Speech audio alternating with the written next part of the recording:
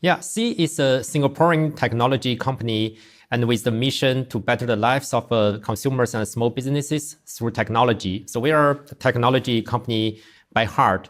And it has been 16 years when we started the company. And we primarily focus on Southeast Asia market as the first market. And later on, we also enter into some new market like Taiwan, like Brazil. Actually, interestingly, the name we chosen the name SEA as our company name is actually a short form of Southeast Asia. This is a kind of a shout out of our home market. We feel very proud of that. And today we primarily operate 3 businesses: video game business named Garena, and an e-commerce business named Shopee, and more recently the fintech business named Money. And for Garena, it started as just a game distributor and in Southeast Asia, but later on we evolved into become one of the largest mobile game developer and publisher in the world, and a self-developed game from Garena named Free Fire. And you have something like 100 million. As you mentioned, more than 100 million people play the game from over 130. Just how did it go about? What happened? Yeah, it is an amazing journey. And although we started as a video game company, but our ambition, our mission is always like it's more than that, right? And as we deeply in our heart, we believe in technology, and I think there's a lot of other things like. To her, this is a magic, and I give a lot of thoughts about it. Like when we came back to Singapore, and I think this is just a great business, and it's creates so much value and creates so much joy and convenience to consumers, and it's hard for me to swallow the fact such thing doesn't exist in Southeast Asia. So I remember. But how do you? So how do you go from having the idea to actually executing this? Because now you have what market share in Southeast Asia? You have close to half the market, or yeah. So you go from nothing to half the market in Southeast Asia. You beat Alibaba, TikTok, and so on. How do you go about it? There's a lot of factors, but I think it's like what we really focus on is coming out the local solutions, and because of. We are before that we are a video game company, right? And we are a game company, and we pretty much have a zero e-commerce experience, and we never done e-commerce in other market, right? And so when we try to address this like looking at this business opportunity, we really go down to the fundamentals, and we don't have a ready to go playbook from other market. I mean, see what is really matters in every specific market, what is the best solution for that?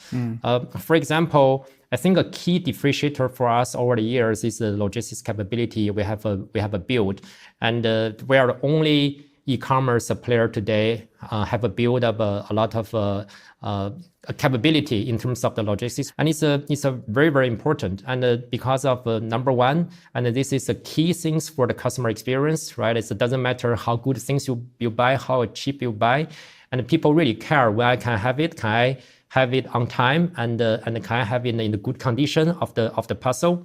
So this is a very important, but it's a very hard problem to solve. And Southeast Asia is a very vast geography with a very complicated situation and the roads, right? And a lot of places that there is a not complete address system. There's no kind of like a postcode database, right? And you always see that the customer just describe the address, the delivery like a point is okay. You drive into the village and you keep driving. You see a mosque and turn right, and then after 2 big trees you see a red boss become much smarter, and it can not only play the game with you, give you the guidance what you do in the game, they also can chat with you, can make a joke with you. It's a really kind of become a very much a similar human experience. It's so real that for a lot of the cases you cannot really hard to tell the difference. How many people do you have in game development? We have about 2,000. 2,000 people developing games. Yeah. Wow. What is a good game? What is a good game? Well, and it's a fun game to play, and it's a fun to play within the first hour, and it's still fun to play after 100 hours, and it's easy to start, It's like we want to build up the game. It's accessible to everyone. We want everybody become a gamer and enjoying the gameplay. But you need the practice and you need a lot of effort to become an expert. Yeah. So I think that is the key element in my view of a good game. Now, the third area you have is fintech. Tell us, what are you doing there? Oh, this is amazing, and this is a very, very exciting business, and we think we have a full potential there. And we start these businesses actually by resolving a lot of issues we have, the challenge we have for our video game business and for our e-commerce businesses, right? And in the early days, like even we publish the games and we have the best games from all over the world. And but because of the people no credit card, and for the gamers, they have no way to pay us, and we have to build up a cash card, like a gift card network ourselves as a game company. It's built up this payment network. And I remember the days I drive my car with all the bags of a credit card to go around 7-Eleven to distribute and to count how many cards I have in the stock and how much money I receive. And later on, as for e-commerce, online transaction is become a big challenge as well, right? And there's so many transactions, and how you want to make sure the transaction is all smooth in such a large scale and in a very, very safe way. So this all the challenge we started with. So we built up a lot of solution and product under the money, our fintech business umbrella to solve these issues. But actually, we see increasingly we see a very, very big opportunity is because of our e-commerce businesses. We realize and when people want to buy things and they really don't have much access to the consumption credit, and such an issue has been largely resolved in most of the market, Western market, by credit card. But as you know, the credit card penetration is relatively low in most of the market we operated in. So people just do not have access to credit.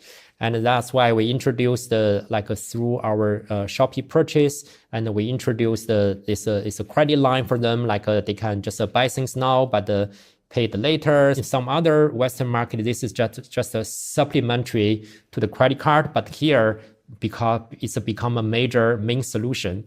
So even within a very short period of time, Money is already the largest digital lender for the consumer consumption, digital, in Southeast Asia. And we already have over $7 billion loan book, and it's growing very, very rapidly. So in a way, these businesses fit enter into. I think there's still so much we can do, and in the three verticals we have, and this is indeed a three very big verticals and three very, very big applications at the moment. You mentioned AI several times. Could we see you going into a more pure play AI? It could be, and at this moment, and as I mentioned, we have put a lot of effort on each business lines and for the specific applications. But on the company level, and we have a lot of new initiative as well. We look at the entire how the organization is structured, is organized. Is it a very much AI centric organization? And I think that will be the future. And also we encourage a lot of bottom-up initiatives. And back to 10 years ago, when we just get into the mobile internet revolution, and I remember we in-house developed a lot of pilot and all the different type of apps, right? And they call all the different names and try to become a big business. And eventually Shopee actually is a project number 6, become a very, very big mobile e-commerce businesses. And today, again, so we have several agent platforms. And so we provide the tools in-house. We encourage everybody in the company with or without coding experience to build up the agent for their specific need. So I do believe whatever the new business opportunity we may capture, you have to start with solve a very, very specific problem. And now we provide the tools, and we start with some in-house problems. And hopefully if something really become valuable and it can be applied not only in-house, but for the more a broader customer base, and we should launch it as a standalone business. That will be the new business enabled by AI. Which companies in the world do you admire the most? Well, there's a lot of great companies, and I think it's hard for me to pick any specific one. But there's so many great things, and we can learn But I do admire in our industry. So Amazon, I think they have the best. They're the pioneer, not only the pioneer of the e-commerce, and also there's also doing great, and a lot of things we have to learn from them. Very, very obsession with the customers, and always focus on low price for the customers, deliver the value to the customers. That means really focus on logistics network, which we also believe that is a key part of the e-commerce businesses. And what we want to learn from them and also follow their path is like they kind of like incubate their cloud business and some additionally a lot of new businesses through their original e-commerce businesses. Hope we can follow that path as well to continually grow. What would it take for you to be a $1 trillion company? Well, I think it will be AI. Yeah, and again, so mobile internet, we ride the wave of the mobile internet revolution and make us a $100 billion. It's a $100 billion company, and it's hard for us to imagine without the mobile internet revolution. If we are just a PC game like a distributor, I think doesn't matter how good we are, there'll be no way for us to be where we are today. And I think it's a $1 trillion.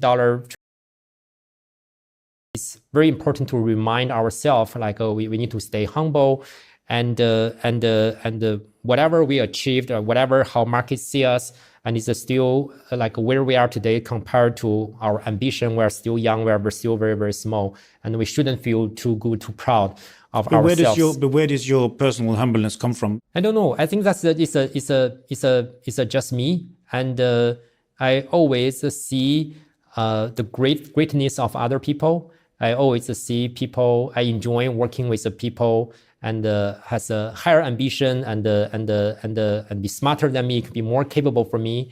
And to me, I always feel like okay, this is a lot of things I can do better. I think it's a come from the self drive. Yeah.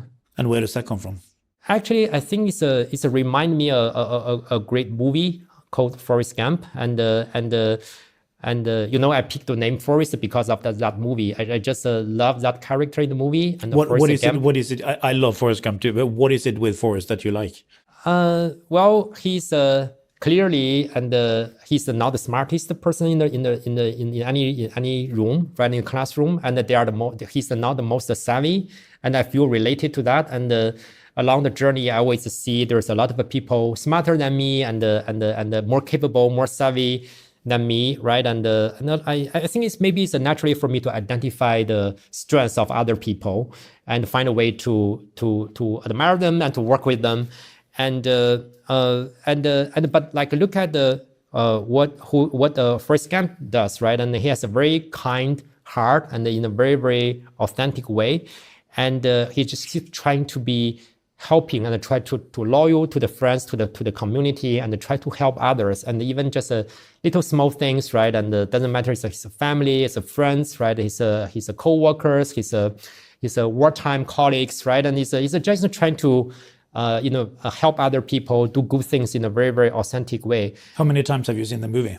Well, probably at least 10 times over the years. Yes. Yeah. Do you think life is a box of chocolate? Yeah, it is a box of chocolate, and it's full of surprise, and it's full of flavors. Yeah, I mean the things like I think the aspiration I draw is not only because of Forrest Gump, what he has done, and actually in a way it's such a big impact he made to the community, even in the movies, it changed the course of the American history, and but he also lived in a very, very rich life and very, very successful life, both like financially and also like socially. He's very, very successful. I think, I mean, in a way, I see him as my role model, right? and he's a very humble person to start with. That's maybe where I draw the aspiration from. Yeah. Well, he bought some shares in the fruit company, for instance. Yes. Yeah. I love this. This is fantastic. How do you balance humility with confidence, and ambition? Humility, I think, is I don't see it's the opposite to confidence. And I feel I'm a very humble person, and Sea is a very, very humble organizations, but at the same time, we are also very, very confident, and we know what we're doing, and there's always the things and what we can do better, but we also feel very proud for the things we're doing now and how good we can be, and how much we have achieved.